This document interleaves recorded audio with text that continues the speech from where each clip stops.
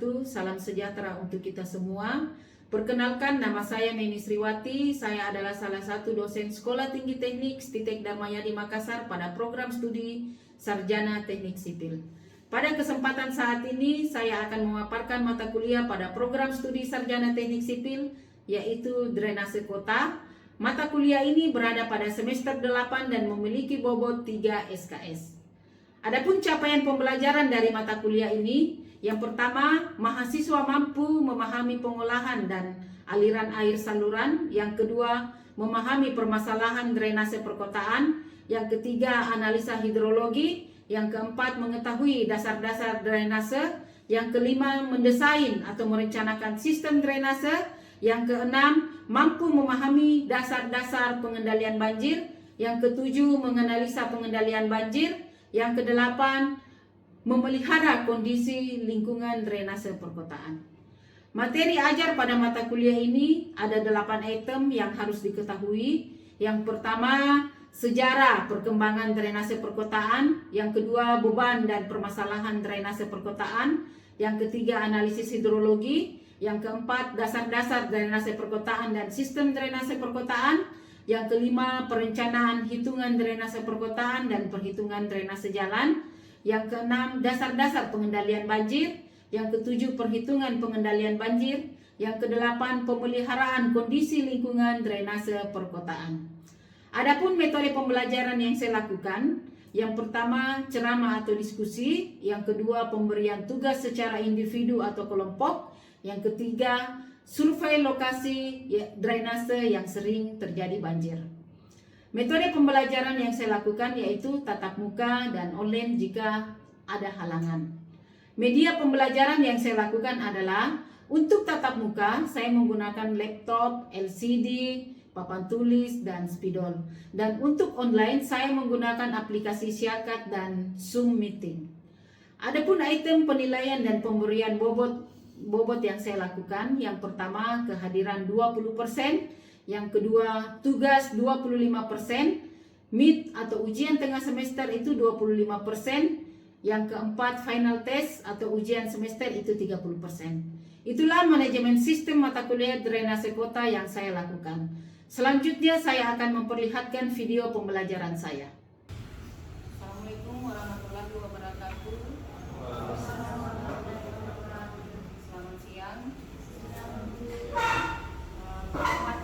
Kita pada saat ini di semester 8 kita membahas mata kuliah mengenai drainase perkotaan.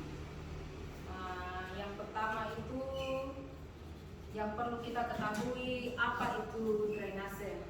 Jadi drainase itu berarti mengalirkan air, gitu ya, mengalirkan air. Jadi penyebab terjadinya banjir apa? Banjir itu dalam bahasa Inggrisnya adalah flood. Jadi kondisi debit pada saluran sungai atau genangan yang melebihi kondisi normal yang umumnya terjadi. Jadi penyebab terjadinya banjir itu karena saluran debit, saluran drainase yang melebihi debitnya itu ya. Kemudian yang kedua, adanya luapan air dari sungai atau saluran ke lahan yang biasanya kering, gitu ya. Jadi kita bahas mengenai drainase perkotaan di sini, bagaimana supaya drainase yang ada di perkotaan itu kondisi salurannya itu memenuhi dimensi salurannya itu memenuhi kapasitas debit air, gitu ya. Selanjutnya yang kedua, menurut Kamus Internasional, drainage itu isi banjir itu pun adalah relatively high flow or state in a river, McClay, Hegler, and usually also the inundation of low and which way result therefrom, gitu ya. Kalau menurut bahasa internasionalnya apa itu drainase. Selanjutnya kita bisa lihat di sini daerah penguasaan sungai ini ya. Ada adanya saluran drainase. Kenapa bisa banjir? Karena coba lihat, ini banjir, ini ya banjir. Nah, pengaruh terjadinya banjir, yang menjadi permasalahan banjir itu karena ini bisa kita lihat bersama bahwa masalah banjir itu yang terjadi karena adanya luapan. Pertama karena adanya luapan sungai ya. Kita bisa lihat bagaimana luapan sungai yang ada, gitu ya. Kemudian debit alirannya, debit air tidak memenuhi kapasitas saluran drainase. Lanjut, selanjutnya ini masih sama bahwa tanggul yang tidak bisa menjamin ini perhitungan debit banjir 50 tahun ke atas ya. Namun kalau kita menghitung debit banjir itu ada 2, 5, 10, 15 gitu ya. Perhitungan debit banjir kalau sampai 50 itu sudah terlalu jauh. Batasnya sampai 25. Tapi bisa juga kita hitung sampai 50 tahun. Kemudian kita lanjut. Ini bisa kita lihat bahwa adanya palungan sungai dalam dataran banjir, ini batasnya. Kemudian palungan sungai ini, itu ya. Kemudian adanya tanggul-tanggul. Nah, kalau tanggul ini tanggulnya, kalau luapan airnya sudah melebihi, maka luapan palungan sungai itu akan keluar ya airnya. Kalau kapasitas airnya ini sudah melebihi dari palungan sungai, gitu ya.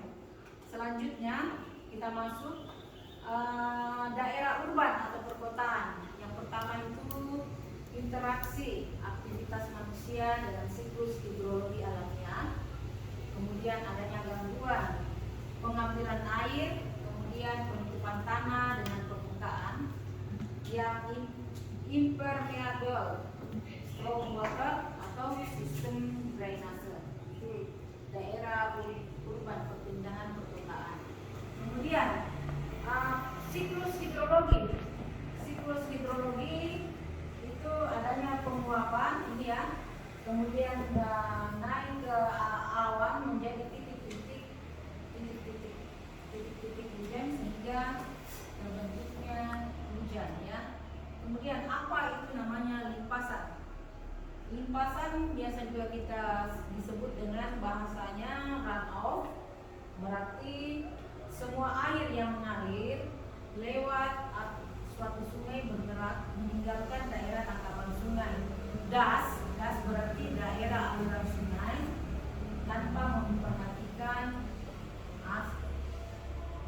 jalan yang ditempuh sebelum mencapai saluran, gitu ya. Jadi untuk menghitung metode limpasan itu ada dengan menggunakan metode rasional dan metode hidrograf, gitu ya. Kita lanjut, pengaruh pembangunan pada debit diketahui bersama. Di Makassar itu sudah tidak banyak lahan kosong ya. Jadi banyak orang membangun ke arah-arah Condowe, arah Tai, ke sana ya. Karena atau di Goa. Karena di kota Makassar ini sendiri sudah full bangunan.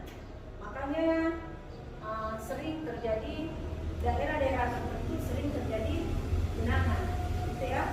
Itu penyebabnya karena awalnya lahan kosong digunakan untuk pembangunan. Kita lanjut, ini ya, urban drainase.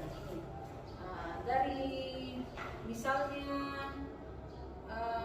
kita bisa lihat bersama dari ini adanya drainase perpindahan salurannya, kemudian air yang turun, misalnya ini hujan, air yang turun ke penduduk-penduduk, dia itu kemudian saluran drainasenya itu sempit, dia lebih besar kemungkinan akan terjadinya genangan dibandingkan dengan suatu kawasan yang penduduknya masih kurang ya. Jadi dia sistem pembagian airnya itu masih tertampung dan bisa langsung terbuang ke saluran sungai, gitu ya.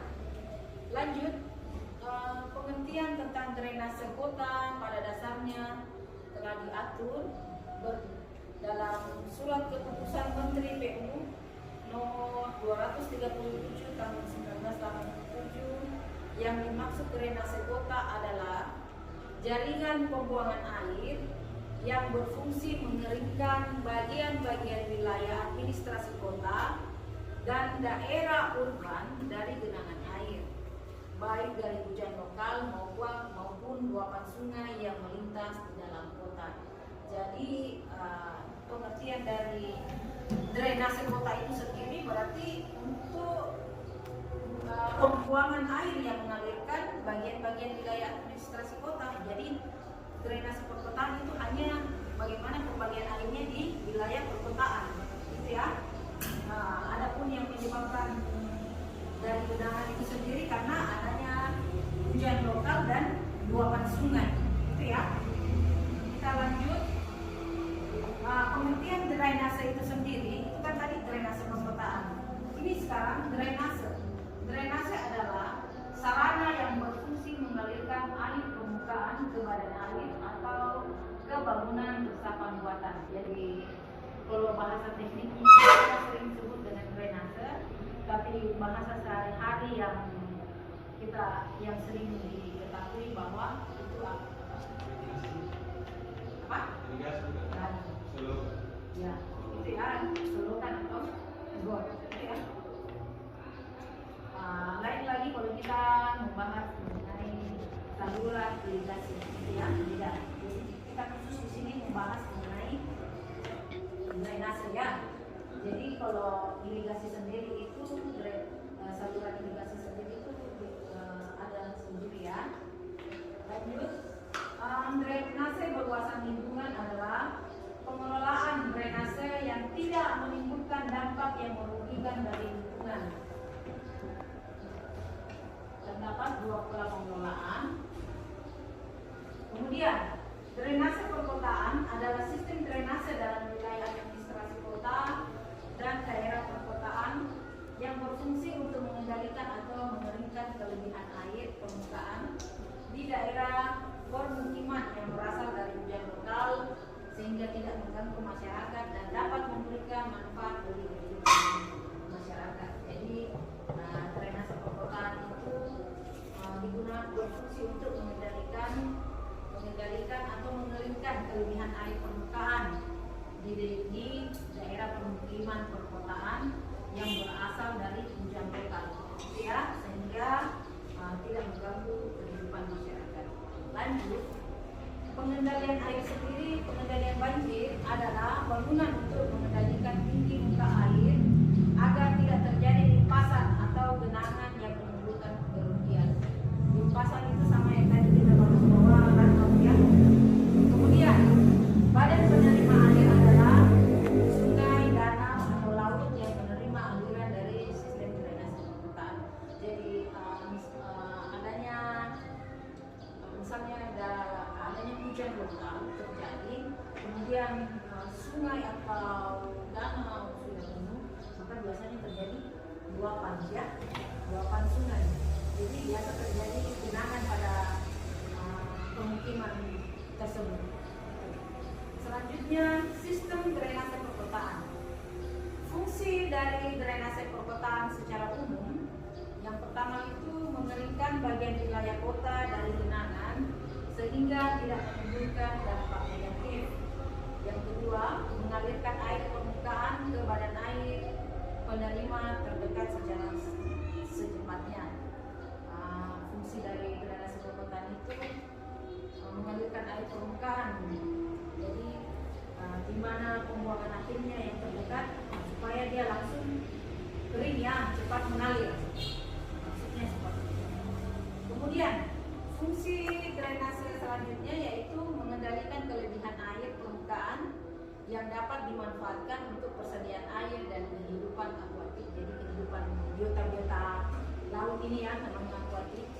Kemudian Selanjutnya meresapkan air permukaan untuk menjaga kelestarian air tanah. Jadi konservasi air tanah, maksudnya di sini air yang meresap ke dalam tanah supaya tidak terjadi nanti adanya kekeringan. Jadi ada konservasi air tanah, resapan air. Contohnya ini, kalau terjadi banjir di jalan, pasti jalan banyak lubang-lubang kan?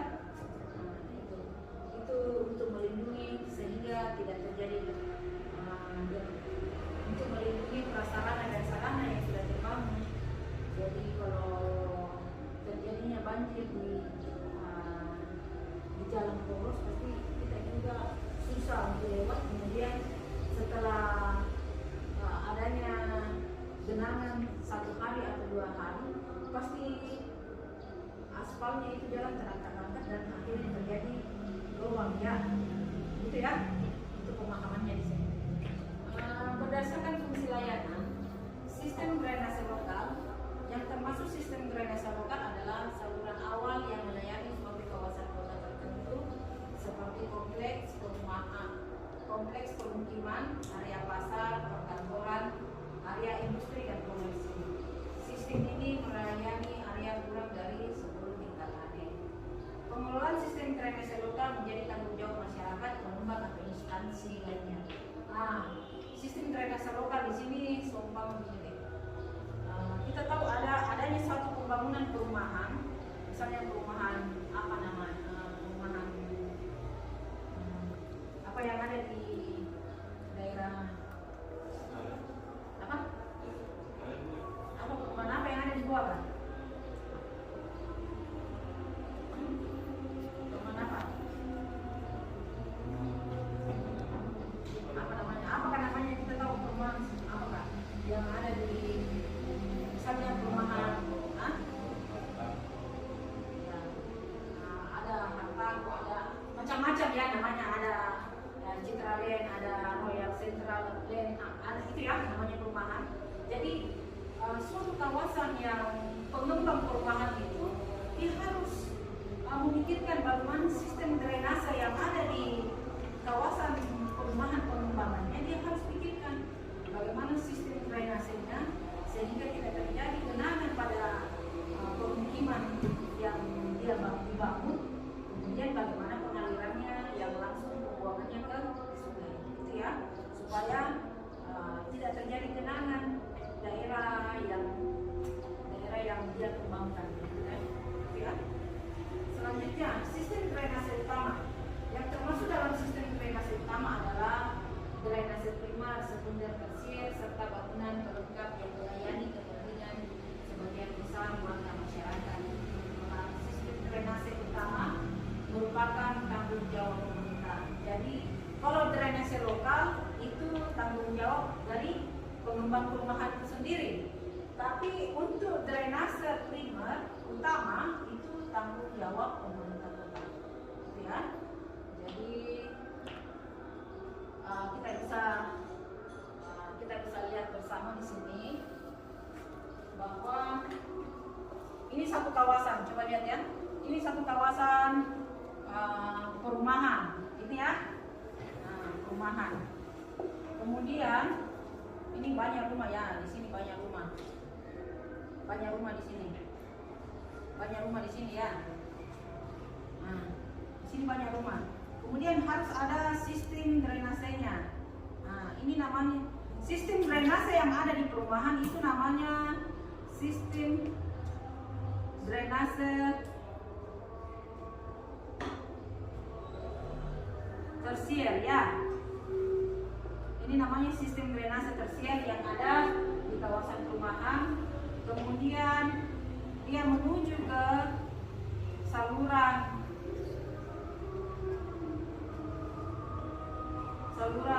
drainase sekunder.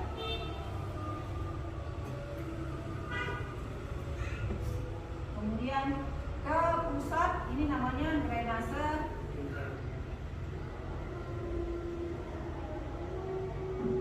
ini ya. Jadi dia sudah bercabang-cabang di sini. Dia sudah bercabang-cabang lokasinya perumahan. Ini ya.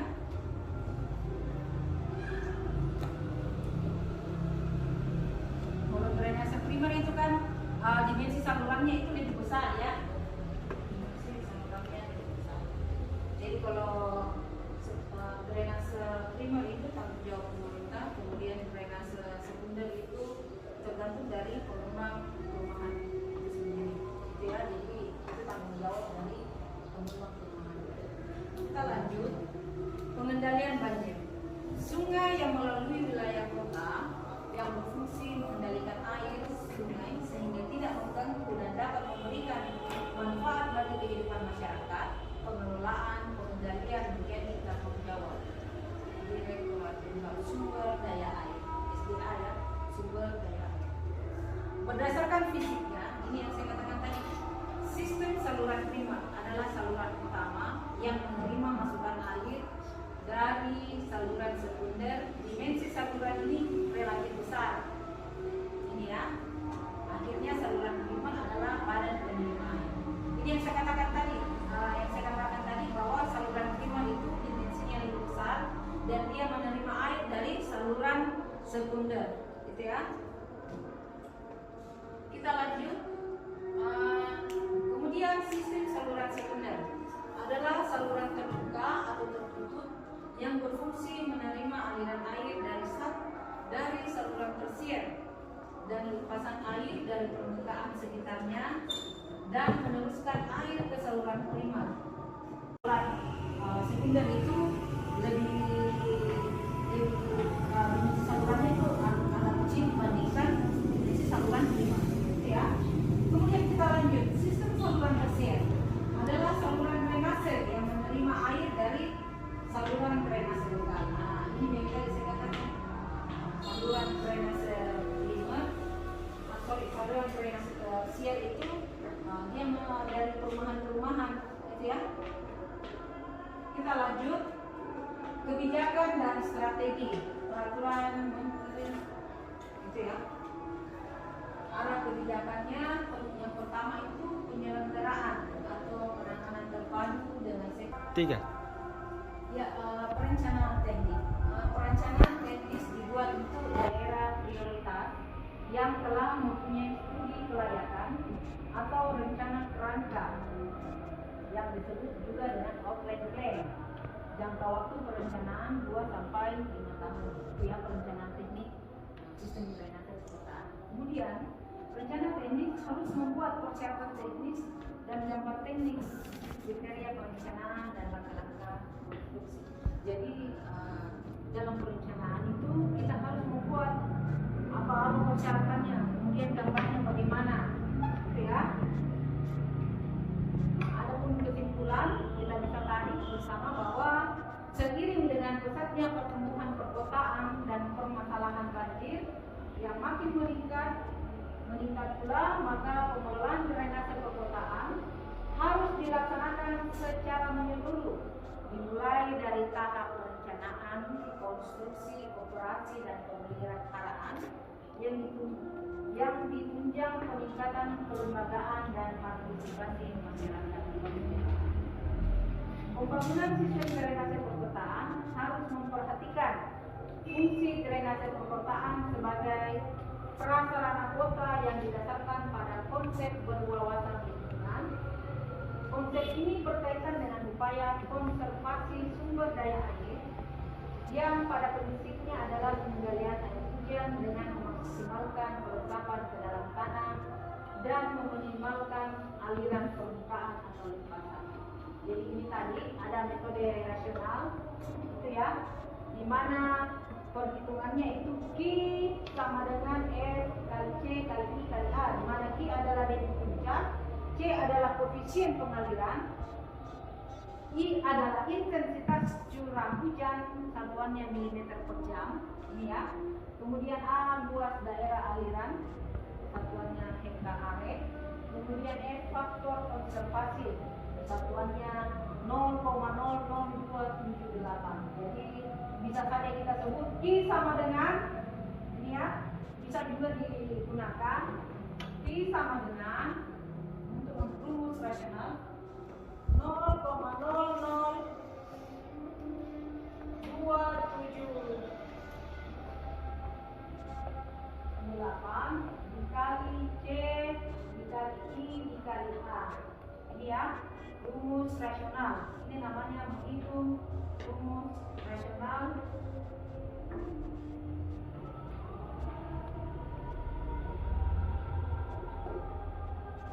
Q adalah D, itu ya. Selanjutnya sampai sini ada yang mau bertanya? Bagaimana?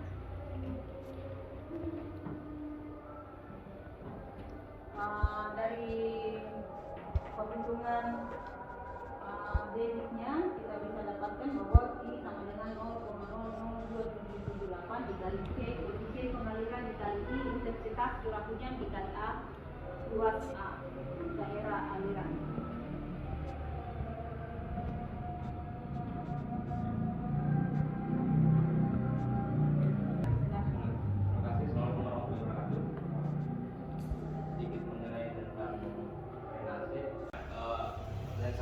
Mengapa rata-rata saluran yang digunakan di perkotaan itu saluran tertutup?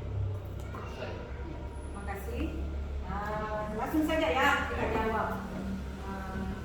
Kenapa sekarang sering kita temukan ya? Sebelum saya jawab jelaskan, sering kita temukan sekarang itu banyak memang sekarang itu drainase yang digunakan di perkotaan itu drainase unit ya, saluran tertutup. Ya, itu ya yang menjadi pertanyaan. Baik, kita ketahui bersama bahwa masyarakat perkotaan itu sembraut orangnya. Kenapa? Karena kalau yang tipe drainase yang lalu sering digunakan itu drainase tradisional ya, sekarang itu drainase dengan unit.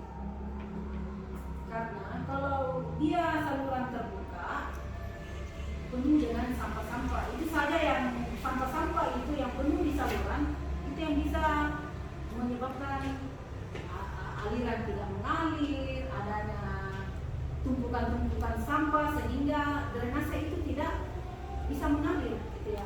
Kenapa sekarang digunakan di saluran tertutup?